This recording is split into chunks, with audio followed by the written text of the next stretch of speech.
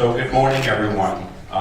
Welcome to the next session. I think I know most of you in the room, but I'm John Renoni. I'm the president at Dabney Lancaster Community College. It's great to see everybody. But really what's most important is we have 5 students here who will actually talk about their experiences in both Alleghany and Covington schools. And we have 2 from Alleghany, 2 from Covington, and 1 from Dabney, who's also a graduate of Alleghany High School. So the first thing I'm going to ask them to do is to just introduce themselves, tell the crew who is what grade you're in, and what you hope to do, and then I got a little different question for Shanice when we get to the end. I'm Cameron Fry. I'm a sophomore at Covington High School, and when I graduate, I either plan to go to Bible school or go to Wake Forest and study law. I'm Kendall Stanton. I'm a senior at Covington, and I plan to either go into chemical engineering or be a veterinarian. I'm Hezekiah Alexander, and I'm a senior, and I plan to go to Virginia Tech and study engineering. I'm Margaret Donnan. I'm a senior at Alleghany High School and a participant in the Jackson River Governor's School at Dabney, and I plan to pursue a career in the health sciences. I'm Shanice Crouch. I am currently going to Dabney S. Lancaster. I graduated from Alleghany. I'm about to go into my final semester of Dabney. Thank God. Well, that could be changed. We need to keep people like Shanice around. So. College is expensive.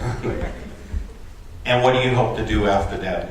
After I graduate Dabney, I'm actually moving to Iowa to be with my fiance, but I do plan to continue my educational career. I want to own my own business someday. Great. Okay, so I know that 3 of you were here for the first presentation. So initially, I would love for the 3 of you to give some reaction about where the profile of the Virginia graduates going to be in the next couple of years, if you would. Just, Shanice, you want to start with you? Okay, oh God. I wish we would have had that when I went. Oh God, do I wish. What? I wish that we would have focused more on those aspects instead of just, because when I went to Alleghany, it was, we have this to do, this amount of time. Yes, I talk with my hands, I apologize. It was basically just about the SOLs, and a real brief story. My 6th grade year, just got into middle school. They put me in advanced math class because I did so well on my 5th grade SOL. I made it about 4 days in. I broke down crying because I had no idea what was going on. Well, my SOL score said, oh yeah, she knows what she's doing. My in-class reading the book, I might as well have been reading Chinese because I had no idea what was going on. So I'm glad that we're going to take a step back and take a different approach. I just wish we would have had it when I was in high school. Great. Okay. Yeah, I also think that creative learning needs to be more brought into schools, because I took an online AP class last year and I was so stressed about the final exam, but it ended up being a group project, which was a lot less stressful. You had your important part to do and you got it done, and it was just so much better. I like the group work idea because I'm a hands-on learner. I like working with people because when I'm in a group, I understand things a lot better, and it really gets me excited to know what's going to happen in my future. So that was nice. Good. Good.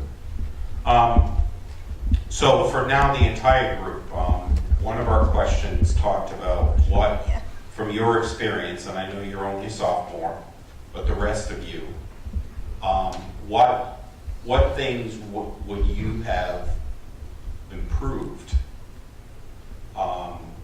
or how would you have improved your high school experience that you feel, based on what you've heard and from your experience, and Margaret being in the governor's school is a different perspective on how it will prepare you for the future?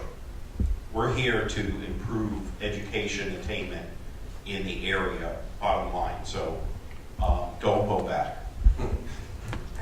I would like to see more online learning because I have thoroughly enjoyed all three of my classes I've taken online. It's helped me with time management skills. It's let me see more diversity because my classmates are all throughout Virginia, so I get to see what they feel and their viewpoints. So that's what I would like to see. I'd like to see more online learning because you get more diversity in your schools. I would like to see, well, I'll start with, I did this program over the summer. It's the Virginia Governor's School for Medicine and Health Science, which I thoroughly enjoyed. It was the month of July. It was a stressful month, but I learned a lot and I met a lot of really great people. But I came into it feeling a little bit underprepared because I hadn't had much experience in the lab setting, and we were using things like micropipettes, and we were doing gel electrophoresis and all these things that my classmates had heard of, but I had never done. And one thing that I really liked about honors biology my sophomore year was that we did a rat dissection at the end, and I didn't think I was going to like it because, you know, you're taking apart guts of an animal. But it turned out that it was really interesting, and so doing more in the lab and more hands-on learning, like we've talked about earlier, I think will really prepare students for the future, and especially in fields of science and technology. So Shanice, you can answer that question, but then the part B is what has surprised you? What have you found surprising since you left high school? For starters, whoever says high school is the best year of your life, that's wrong. It's college. Definitely when I first started, which was last year, it seems like so long ago, but had my first online class experience, and it was math. I don't like math. I got a B in it though, so I did good. But definitely moving forward, I think there should be more online classes provided because as I've seen with Dabney and probably the bigger colleges, moving forward, a lot of our things are either going to be completely online or half the class is going to be done online. So I think moving forward, the online classes are going to be important.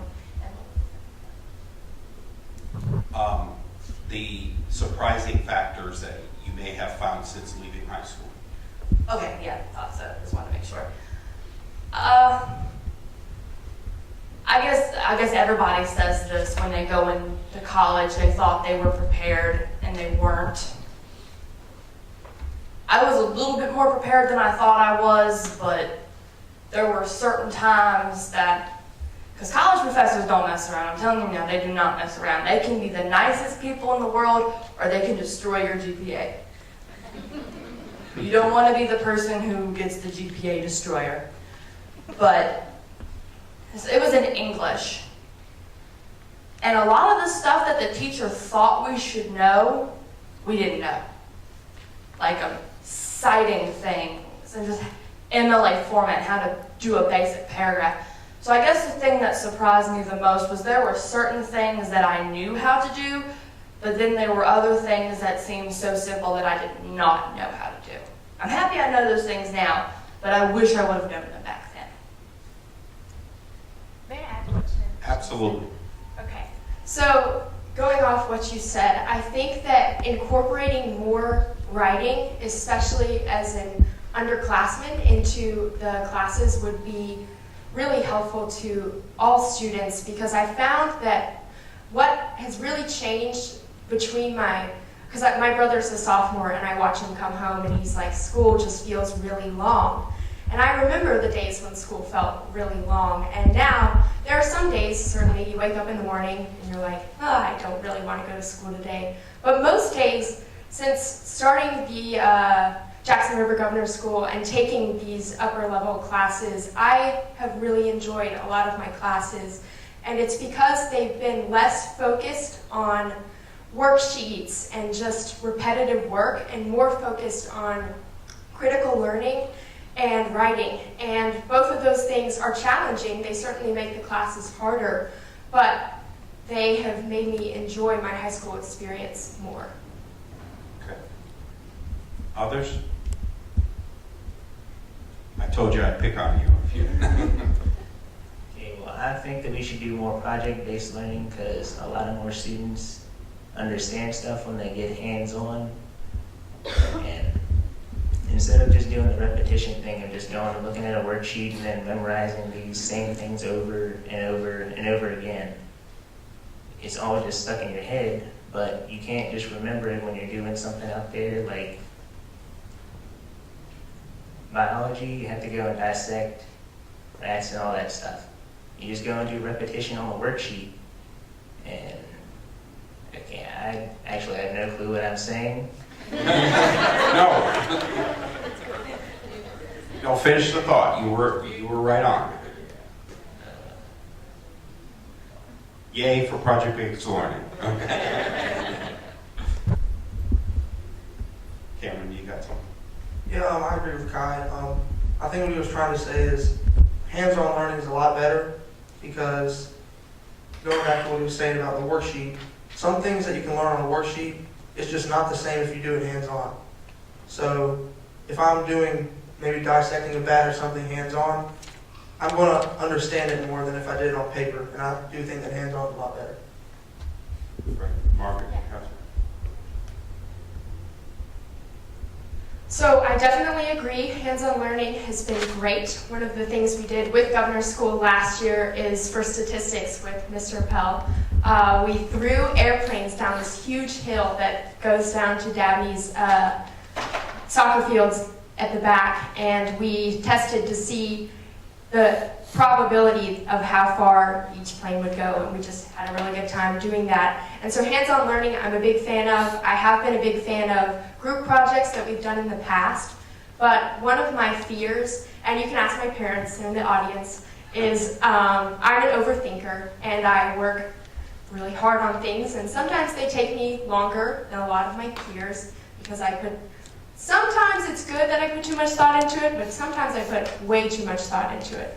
And so I'm worried that with group projects, not everyone the work won't be equally distributed, and that the projects will just kind of become a substitution for busy work, I guess. They won't be thoroughly thought out. So I think that, like the presentation earlier, project-based learning definitely needs to be implemented correctly for it to work well. Great point. Great point. I think you see the future up here. We do have some time for some audience questions. So I promised that we would not ask anything difficult. Okay, but if you have any questions, and then maybe we can pick up on something that gets asked. Does anybody have any questions for our students? I've got one based on what you just talked about. So you go into the workforce and you're working with a collaborative group, okay? And in every group you have some work harder and some don't work as hard. How do you work with that group then? Well, over the summer, this Governor's School program that I did was really transformative because it was all about group work. So you start at the beginning of the week and you're given a patient, and our patient, we had the third week, so we had a tough one. The patient came in and their only complaint was, I feel stressed all the time. And we have to make a medical diagnosis from that. And it turned out that they had organophosphate poisoning, which, how do you there were a lot of steps to get from the start to the end, but we had to work through that as a team.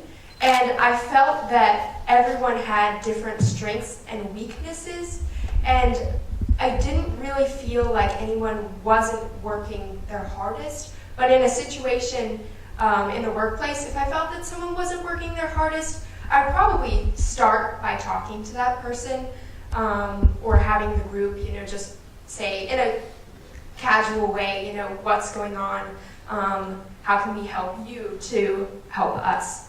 And then from there, I don't know. I think starting with a conversation is the best way. So. If you find an answer to that, you could write a book and make $1 million. Any others have any thoughts of that question? Shanice? I'm actually in organizational behavior right right now, so this is a really good question. We just talked about this. Go, Mr. Sass. I know you're not here. But one of the things we talked about was how different people put in different amounts of effort. Now, obviously, in a school setting, what you can do is you cannot give that person the grade. But in a work setting, that's a little bit different because they work for you. You have to pay them. So I definitely think starting with the conversation is a good thing. But if the conversation doesn't work, where do you go from there? That's a question we've all asked at times because 95% of the time, conversations don't work. So, my point of view on it is, and this is my point of view, if the person's not performing up to your expectations, one of two things is happening. One, you have too high of expectations. And we all have that at times. I have that at times. I fail a lot. But that is okay, because we learn from it. Number two, the person's not putting in as much effort as they should be. So what do you do with that? You have the conversation, it doesn't work, you talk to them again, it doesn't work. Well, maybe it's time you put that person in a different position. You go from there. That doesn't work, then what do you do? Obviously, where I'm going with this is move them around. See what they work best at. Because a lot of times we'll find if you shove a puppy in a pool, it's either going to sink or swim. The person's either going to have to sink or swim. So